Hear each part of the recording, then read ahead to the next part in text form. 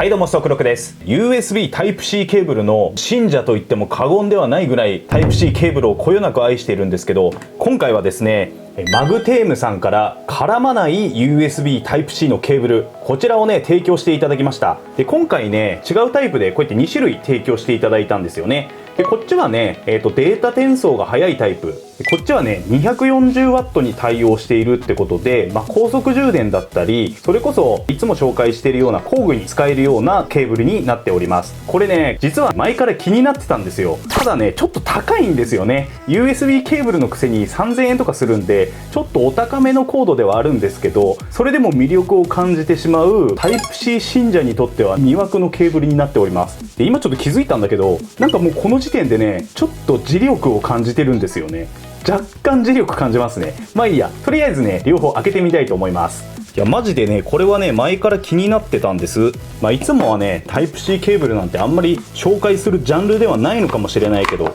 ちょっと気になっちゃってね。はいドン、こっちも両方開けちゃいます。これ説明書もクソもないんでね。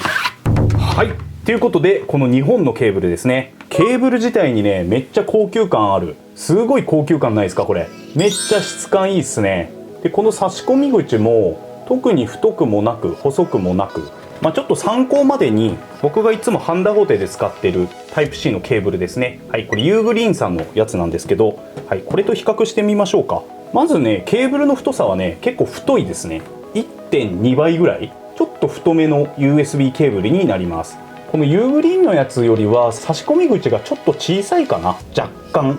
干ね。でこの根元の保護してる部分はちょっと大きい、そんな感じのケーブルですね。でいつもねこのユーグリーンのケーブルを使い終わった後はこうやって巻くんですよね。お片付けですよ。こんな感じでこれで収納するんですけど、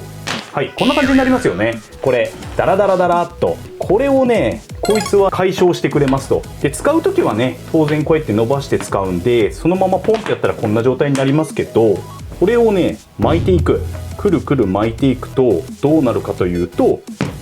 うなるわけですね。これめっちゃ良くないっすか。この違い、これがね最高なんですよ。でこれ巻きも多分自分の思い通りにできるんじゃないかな。もうちょっとちっちゃく巻いてみようか。どれぐらいまでいけんだろう。かなりちっちゃく巻いてみますね。くるくるくるくると小さめに、はい、こんな感じで巻くことも可能でございますと。これはねめっちゃいいよね。さすがにこうやってやったら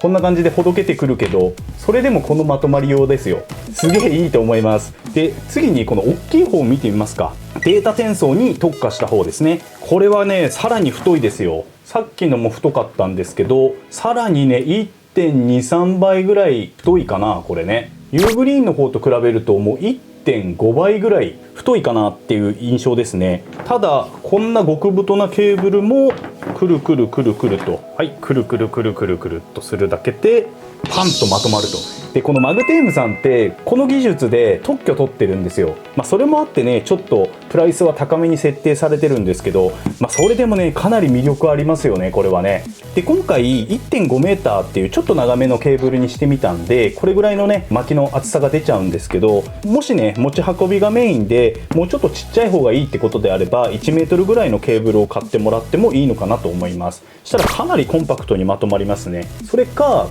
もうちょっと巻きを大きくしてもらって手持ちのバッグに入るぐらいっていうんですかね。こんな感じにすると巻きが4列ぐらいで収まるので、これだったら割と薄めのポーチでも入るのかなっていう気がしますね。で今回提供していただいたのは両方ともこの大型と呼ばれる、こういう丸型ですね。大型に巻かれるケーブルっていうのをお願いしてみました。実はこれの他に C 型っていうのもあって、 C 型のケーブルは巻きが何て言うんですかね、平べったくなるというか、こう内側に全部こういう状態になるっていうんですかね。一列で内側にとぐろ状にぐるぐるぐるっと巻かれていくみたいな、そういった感じの C 型っていうのもありますんで、詳しくはねこのマグテームさんのホームページなんかを見ていただいて、そしたらねすごくいっぱいケーブルの種類ありますから。でもちろん長さとか機能によってケーブルの値段っていうのも変わってくるので、この辺りはね自分の好みに合わせてちょうど良さそうなものをチョイスしていただければいいのかなと思います。で結構ねサイト見てても楽しいですよ。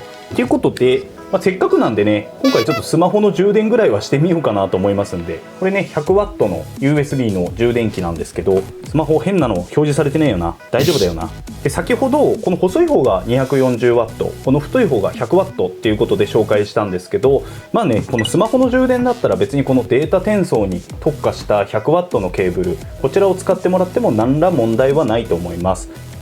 ドン。はい、充電できましたね。ちゃんとね急速充電対応してますんで、全くこの太いケーブルでも問題ないです。データ転送をメインにしている方で、このケーブルを選ぶ方でも、もちろんこういう充電なんかは全然できますよってことですね。これは当たり前ですけど。じゃあ続いてこっちのシルバーの方、こっちの方で挿してみます。はい、ブーンとこっちもちゃんと充電が可能になります。耐久性も高いってことで歌ってますので、かなり期待できるケーブルなんじゃないかなと思います。正直ね3000円4000円もかけてケーブルを買ってすぐ壊れちゃちょっとシャレにならないので、そのあたりはね安心できるのかなと思います。でこのケーブル自体には1年間の品質保証もついてますので、1年以内であればもし仮に何かがあったとしても交換なり何なりしてくれるかなと思いますので、普通ね USB のケーブルで保証なんてついてないですからね、それもねこの価格帯のケーブルのものならではかなと思いますんで、一つの安心要素になるのかなと思います。で USB Type-C の他に Type-A のモデルなんかもありますんで、詳しくはね概要欄に貼ってあるマグテームさんの公式ページ、または Amazon の販売ページをご覧になってみてください。はい、ということで今日はこんな感じで終わりたいと思います。この動画を見てちょっとでも面白かった、参考になった方はチャンネル登録と高評価よろしくお願いいたします。ではまた次回の動画でお会いいたしましょう。またね。